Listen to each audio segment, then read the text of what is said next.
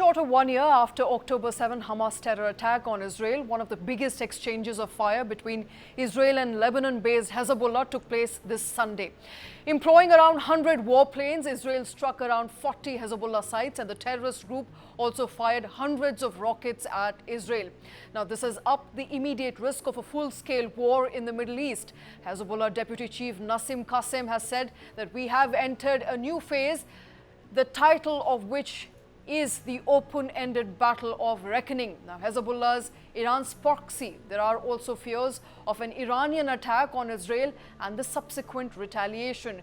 Could this lead to an escalation and an escalatory spiral? We are discussing that. Joining me in this discussion is Major General Sanjay Meston, defense and geopolitical expert, Lev Aran, an Israeli columnist and journalist live from Israel. Also with me in the studio is my colleague Deepak Badhana. Deepak, I want to come to you first. I think this is an important conversation. We are just nearing 1 year anniversary of that October 7 attack. It does look like at this point in time that Middle East is burning and this war could escalate.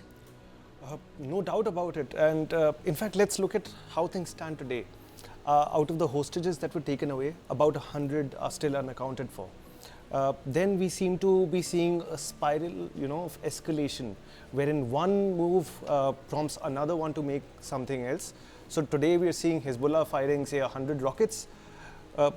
You can rest assured that the Houthis down south may start doing something again.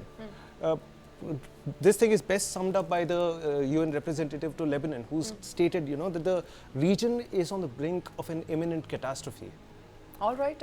Is the region on the brink of a catastrophe? Let's talk about that. Major General Sanjay, sir, I think it's important to understand that this and the developments in the Middle East with respect to Hezbollah firing rockets has been an ongoing one. It hasn't really led other Middle Eastern countries to participate. Does it look like to you at this point in time, with Hezbollah launching an all-out attack on Israel and Israel trying to defend its territories, that finally other countries who were sitting ducks so far would finally participate? And if they were to participate, this will become a large-scale war. My take is as follows. Firstly, the situation on ground is extremely complex and it is extremely difficult to predict by anyone how things will unfold. But seeing things on ground, I would like to highlight some ground factors. Firstly, any army, I would put it the Israeli army, generally most of the armies like to fight a one-front war and contain the other front. And throughout, right from 7th October, I think Israel was doing exactly this. They were fighting the Gaza and containing other fronts, whether it is West Bank, whether it is Hezbollah, whether it is Syria, Iraq, or whether it is the Houthi. So they were containing them, and these so-called other entities were occasionally firing rockets, oblique missiles on Israeli territory. Aim being to just keep it below at a particular threshold level. Now, in between, some major developments have happened with these other entities. In Iran, Ismail Hania was assassinated. Iran has till date not reacted. Two of the major military commanders, Atik and Shukra were eliminated. And also in the Houthi territory, Yemen, there have been viable attacks by Israel. So, and of course, yes, the biggest attack has been the mobile phones, that is the walkie-talkies and of course the pagers. This has been a well-coordinated attack, and this has actually now set the things rolling. Now, what is Israel doing? Israel today has now shifted its center of gravity towards Lebanon, that is the northern north part of its territory, and its focus is on the southern Lebanon. Now they will contain Hamas. The situation now gets reversed. I would ask a question, or I would state, what will be the reaction of Iran and others? I personally feel there is a window of opportunity which Israel is exploiting. One, the US elections. Number two window is that they understand the relationship, a complex relationship between the Hezbollah and Lebanese armed forces. It's a very complex relationship, including with the Lebanese government. And the fact of the matter is that today, after these pager attacks and walkie-talkie attacks, I think I would state Israeli Mossad and military intelligence has effectively, I'm using the word effectively, infiltrated into Lebanon, in Hezbollah, and in Iran, Syria, and Iraq. Therefore, there is a lot of fear amongst all these entities who is their betrayer, who can be sorting them out, and the common people have also got a lot of fear with all gadgets in their house. So, considering all this, whether it will escalate, I personally feel the command and control infrastructure, command and control, when I say, see, 3,000 people have been decapacitated after this pager attack and walkie-talkies attack. They are the ones who are basically commanders at all levels. They have been incapacitated. They are not functional. And also Israel has today infiltrated into the Radio Lebanon and stated that the locals, civilians, should get away from all the areas, oblique locations of Hezbollah, and thereafter they will not wait for anything, even because they are warned. Okay. So there are reports that missiles, rockets are being fired even from built-up areas, from buildings. So now be targeted. So what is the reaction going to be from Hezbollah? That is the question you have asked. Okay. I feel the reaction would be there, but what kind of reaction and how much effective it will be, that is the question. And I personally feel it will not be very effective because the Iron Dome system, you have seen 100 odd rockets were fired in Haifa. The Israeli guests will be able to tell what kind of damage has been done in Haifa. But I seem it must be minimal. Otherwise, it would have been a very big news in Israel and the international media. Right. So, whether the other countries join in, I think it is wait and watch. Probably, Israel will now, their aim is to make a buffer zone, an enlarged buffer zone in the northern parts of Israel, basically between southern Lebanon, so that its territories are protected. And you remember, Prime Minister Netanyahu had given a very clear-cut aim. We are going to move 60,000 of the inhabitants who were displaced back to the northern areas of Israeli territory. All right. So I think, yeah. Right. Major General, I'll come back to you. Let me also quickly get in Lev Aran, who's been waiting. He's joining us live from Israel. Lev, at this point in time, there is no clear acceptance from either Mossad or Israeli government that the pager attacks, the walkie-talkie attacks that rendered about 3,000 Hezbollah operatives incapacitated was in fact carried out by Israel. Does there need to be an acceptance at all? I think we're all assuming at this point in time, and it's beyond assumption that it was Israel, in fact, involved in this sort of an attack. And if that's the nature of the game, we're looking at a new warfare altogether. First of all, thank you for inviting me. Yes, I think it is like an open discourse in Israel. It was something that we did. I don't think that anybody is toying with the idea that some kind of an NGO or a business or a different country did this. It is like crystal clear that Israel did it, and Israel is, smart enough not to confess, because the demerits are larger than the merits. And I also think that maybe we should blow the lid of what exactly Hezbollah and Israel are fighting about right now. And I'm speaking now from Haifa. In front of my office, it is the new Adani port. I think that war now is about the rules of the game, because Israel tells Hezbollah, why are you mixing up with the Gaza war? It is like none of your business. We had a war with Hamas and we should have one front war. While Hezbollah believes that it has a solidarity with Gaza, and as long as Israel and Hamas have a war in Gaza, also Hezbollah has the obligation to have at least a small fight, a small feud with Israel. So now the war is not it's not an ethnic war, it is not a territorial war, because Israel left each and every inch of Lebanese territory more than 2 decades ago. It is a war about the rules of the game, now and in the future. Okay, it's a war about the rules of the game.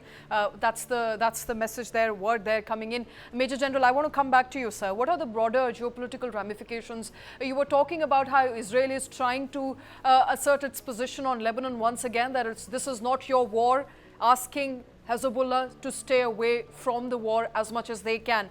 What are the broader geopolitical ramifications of the recent escalations? Yeah, the broader geopolitical ramifications I feel is that the major players, of course, Iran, United States, etc. Iran is effectively using its proxies, and it is like very happy that the fighting of Iran is being done by the proxies, and Iran has got no love lost for these proxies. Let them be. I would say they are a cannon fodder for the Iranians. Iran will not get directly embroiled in this war. It knows the consequences, because then the U.S. Naval presence, the air presence, etc., will increase in the both the Red Sea and the Persian Gulf and everywhere in the Mediterranean, and they'll be attacked. Similarly, Lebanon knows. See, the people of Lebanon, the common people, are actually, not. I would say they don't like Hezbollah. Reason being, because Hezbollah has come to their country in the form of these so-called revolutionary or resistance force. The common people is actually suffering. Just about 4 or 5 decades back, Lebanon was one of the most beautiful tourist spots in the world. So today the economy, etc., is being totally impacted. But I personally feel the geopolitical ramifications so far is that my feeling is, many may not agree, it is going to be limited now between Israel and Hezbollah.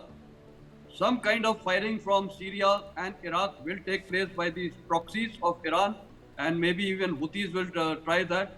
The Gaza Strip will be contained, and Netanyahu would definitely be looking for control of the Philadelphia corridor, because that is where the smuggling takes place through the tunnels from Egypt. So rest of the countries are again doing wait and watch. I personally feel it will not escalate. Yes, the rocket exchange, firing and everything will continue. Now I'm looking for another escalation. Very soon, Israel has warned, and it is announced also that civilians should leave. I think now wherever built-up areas are there, buildings are going to be there. Wherever there is some intelligence of rockets, oblique missiles based there, I think those buildings will be taken care of. So this is going to be restricted between Israel and, of course, Hezbollah. I personally feel it will not spiral out of control. The Western powers and even Iran does not want so, because Iran knows the consequences will be very grave. And Iran itself is facing a lot of internal problems. After all, Ismail Hania, how was he killed? He was killed in the heart of the capital of the country, and so close to that swearing-in site. I think this shows that Israelis have effectively infiltrated the entire setup. So they are actually scared. And today I was hearing the Russian TV where it says that some of the Israeli trained people have been arrested in Iran, about 14 of them. Of course, that would be a propaganda. But the fact of the matter is that there has been effective infiltration, and therefore there is some kind of a psychological fear in all these countries. There is a psychological fear. Deepak, let's talk about cost to human life, because that's something which has been an underlying discussion all this while. Whether we talk about war on Gaza or Israel's war against Hamas, or we talk about what's happening in northern Israel or southern Lebanon, there is a cost to human life. Not just the economic cost, where people are not able to get the sort of employment they need, their daily lives are interrupted and disrupted. There is an actual cost to human life with the number of people who are displaced and likely killed. Let's just look at the numbers, and they speak for themselves. In Gaza alone, as many as 40 to 50,000 people are dead. Not to mention the thousands of people who've died in Israel. There were the initial 1,100 or so people, and the ones who've been injured in the attacks that have happened ever since. Beyond just Lebanon, Gaza and Israel, let's look at the region in itself. What you're seeing is that the generations that are going through this will be scarred for decades to come. For a long time, people have said that this part of the world has generally been violent. But today's happenings aren't making things any better. What is happening today will reverberate here and beyond for decades to come. Absolutely. It will be a reckoning, I believe, for the future generations as to what could have been done right. But Levaran, what is Israel's position right now as far as a peace proposal is concerned? We know that the US has tried to mitigate peace. We know that a lot of Western countries have tried to mitigate peace. Where does Israel stand on a peace proposal, not with respect to Hezbollah, but at least with respect to what's happening in Gaza right now? Okay, so first of all, we need to mention that there are rumors that even the leader of Hamas is dead by now, and this is one reason why he's not responding to American offers about hostages. So again, we don't know it, and Hamas is like super secretive. But I don't believe that right now we really have a front in Gaza. This is the reason why our best units are now in the Lebanese border and not in Gaza itself. The second thing is that I dare say that Israel assertive attacks on Hezbollah right now, they betray the fact that Israel believes that the best officers of Hezbollah are no longer with us, and that Hezbollah right now cannot even say who are the officers who are loyal to Hezbollah and who are the officers who are like Israeli agents. Because after what happened during the last week, Hezbollah lost the ability to know whom they can trust. And I think also the general mentioned this. As far as Gaza is concerned, we see that the death toll is becoming graver and graver every day, but still it is not that Hamas really has the ability or the army right now to defend Gaza. No way. Okay, and Levaran, I think it's also an important conversation with respect to the double threat that you're facing as the army is redeployed to northern part of Israel. It does look like with Hezbollah's presence as well as Hamas's presence, a two-frontal war will be fought by Israel right now. So this is the point. I think that during the last fortnight, the army came to the conclusion that in Gaza it is not a front anymore. We still have soldiers there.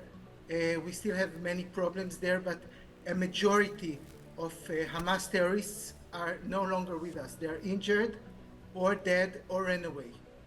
And while Hezbollah, during the last year, of course, also they lost lots of officers and soldiers, and we saw what happened with the pagers and with the walkie-talkies, but still Hezbollah is like a real army. Hezbollah is much stronger than the official Lebanese army. So as far as the Israeli army is concerned, we do have a one-front war, even if some soldiers are in Gaza yet.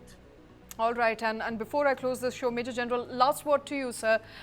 From my understanding of the conflict so far, there is a serious and a proper understanding that perhaps this conflict may not blow out of proportion because A, Iran has too many of its own problems to deal with, and Hezbollah has not been able to and will not be able to penetrate Israel at all. On the other hand, we see Mossad and Israel not just penetrating Hezbollah, its officials, but also successfully preventing any sort of attack on its own sovereignty through its own Iron Dome structure. Where does the war head from here on? 1 year since the war, do you see there is some peace in sight? Will there be some peace in sight, at least in the next couple of months to come? Peace will take time, but I totally agree with Levaran, and even I had mentioned Israel is now fighting a one-front war on Lebanon side. In the Gaza side, it is now doing something known as consolidation. Consolidation implying that now they will clear up the remnants and the last, I would say, people who are surviving, they'll be captured or they will be killed. So the major thrust now is definitely on Lebanon, and therefore you see the mechanized and the armored forces being redeployed towards the northern side. That is the northern Israeli side, and I think the war will now be totally one front here. And I highlighted earlier also, I don't see the others being involved. In the Hindi, I would say ki chut-put, sometimes small missiles, etc. The others will keep firing, but it's not going to make a major impact. and peace will take time. I think now there is a lot of pressure on Hamas to go in for peace talks. And I think Prime Minister Netanyahu is also very clear that his intent is to have a total control over the Philadelphia area so that tomorrow these things again do not resurface in Gaza. And reconstruction of Gaza will take a lot of time. So peace, perhaps sometimes, war end itself brings peace. Absolutely. I think the way Gaza has suffered, I think automatically now their stage is coming when they will give up. And the people of Gaza, the Palestinian people will start telling what have finally we achieved on 7th October. In fact, I would say Palestinians have lost so many lives. At what cost? Because at the cost of Hamas. This is no way to fight a war. You just capture people and just go and rape and mutilate babies. This is no way. So they have suffered. The people of Palestinian have suffered, and I think now there is going to be a realization even in the Lebanese people that they will also meet the same fate. So it is better to start giving away the locations about the Lebanese, the Hezbollah fighters. Right. So that's why the fight is not going to be easy for Hezbollah, and therefore it's going to be a one-front war.